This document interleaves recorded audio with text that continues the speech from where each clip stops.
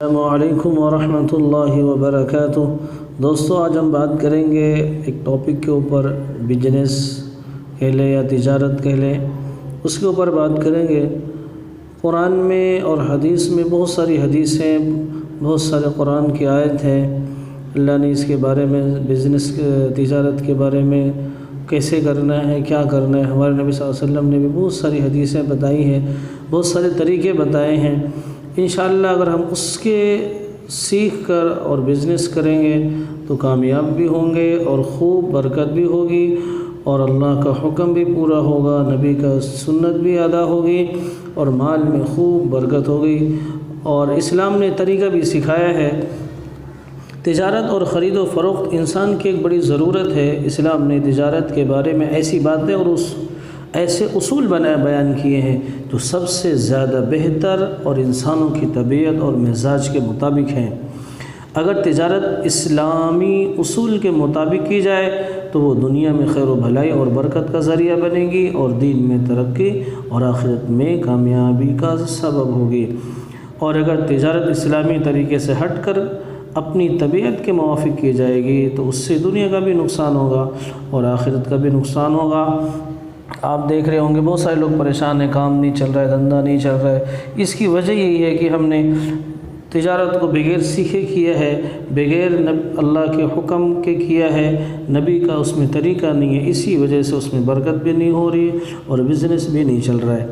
تو ہم انشاءاللہ 5 ٹاپک آج بتائیں گے، 5 اگلی ویڈیو میں انشاءاللہ بنائیں گے، ویڈیو بڑی ہو جائے گی، اس لیے ہم 5 ٹاپک پہ آج بات کریں گے جو ہمارے نبی صلی اللہ علیہ وسلم نے بتایا ہے، اور 5 ہم انشاءاللہ اگلی ویڈیو میں بتائیں گے۔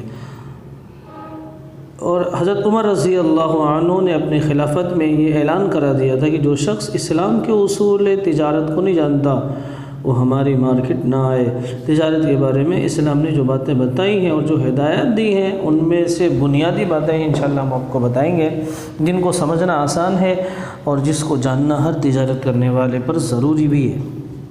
اس میں نمبر 1 ہے، تجارت کے معاملے کو دھوکہ اور فریب سے پاک رکھا جائے۔ ایک مرتبہ رسول اللہ صلی اللہ علیہ وسلم بازار گئے، ایک آدمی اناج بیچ رہا تھا۔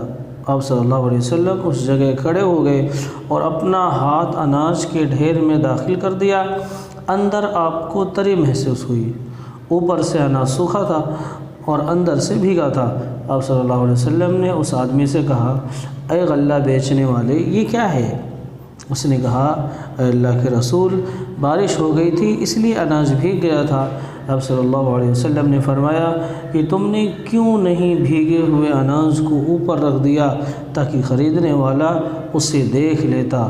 سنو، جو دھوکہ دے وہ ہم میں سے نہیں۔ لہذا سب سے اہم اور پہلی بات یہ ہے کہ تجارت کے معاملے کو دھوکہ اور فریب سے پاک رکھا جائے۔ پوائنٹ نمبر 2، سامان میں کسی طرح کا عیب ہو تو خریدار کو بتلا دے۔ ایک حدیث میں رسول اللہ صلی اللہ علیہ وسلم نے فرمایا، مسلمان کا بھائی ہے، مسلمان کے لیے حلال نہیں ہے کہ اپنے بھائی سے ایسا سامان بیچے جس میں عیب ہو، ہاں مگر یہ کہ اسے بتا کر بیچے، بتا دے۔ ایک حدیث میں اللہ کے رسول صلی اللہ علیہ وسلم نے فرمایا، جس نے عیب والی چیز بیچ دی اور بتایا نہیں، وہ ہمیشہ اللہ کے غضب اور غصہ اور فرشتوں کی لعنت میں گرفتار رہے گا۔ دھوکہ کی ایک شکل یہ ہے کہ بیچنے والے کی طرف سے سامان کے عیب کو چھپا لیا جائے۔ چنانچہ اگر سامان میں کسی طرح کا عیب ہو تو اس کو خریدار کے سامنے بیان کر دینا ضروری ہے، اس کو چھپا کر بیچنا جائز نہیں ہے۔ اگر اس عیب کو چھپا کر بیچ دے اور خریدنے والا دھوکے سے اس کو خرید لے اور بعد میں اس کو اس عیب کا پتہ چلے تو اسلام نے خریدار کو اختیار دیا ہے کہ وہ سامان واپس کر کے معاملے کو ختم کر سکتا ہے۔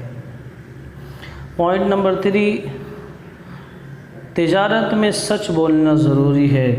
نبی کریم صلی اللہ علیہ وسلم نے فرمایا، سچا امانت دار تاجر، جو سچ بولتا ہو، امانت دار تاجر ہو، انبیاء، صدیقین اور شہداء کے ساتھ ہوگا قیامت میں۔ اتنے بڑے لوگوں کے ساتھ سچا تاجر ہوگا۔ حضور صلی اللہ علیہ وسلم کا یہ بھی ارشاد ہے تجار قیامت کے دن، یعنی تاجر کرنے والا قیامت کے دن گنہگار بنا کر اٹھائے جائیں گے، سوائے ان لوگوں کے جو تقوی اختیار کریں اور سچائی اختیار کریں۔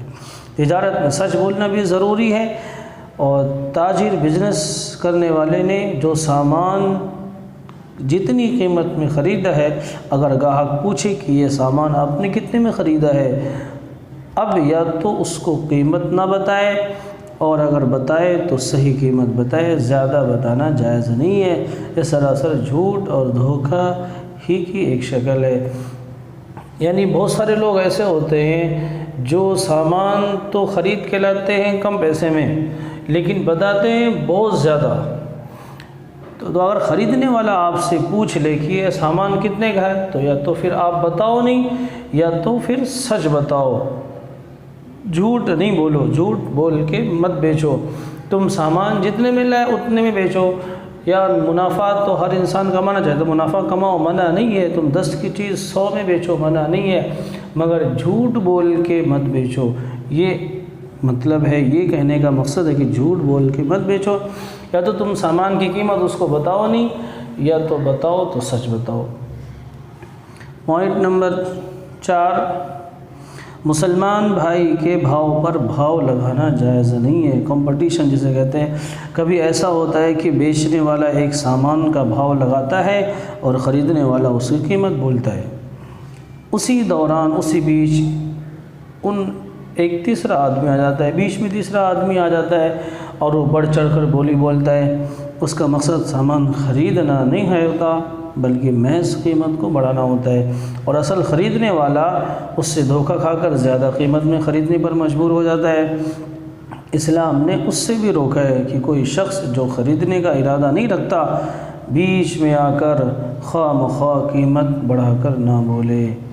ایک حدیث میں آپ صلی اللہ علیہ وسلم نے فرمایا، جو شخص مسلمانوں کے بھاؤ میں کسی ایسی چیز کو اختیار کرے جس سے دام بڑھ جائے، تو اللہ تعالیٰ پر یہ حق ہے کہ اسے قیامت کے دن جہنم کی بڑی سزا دے۔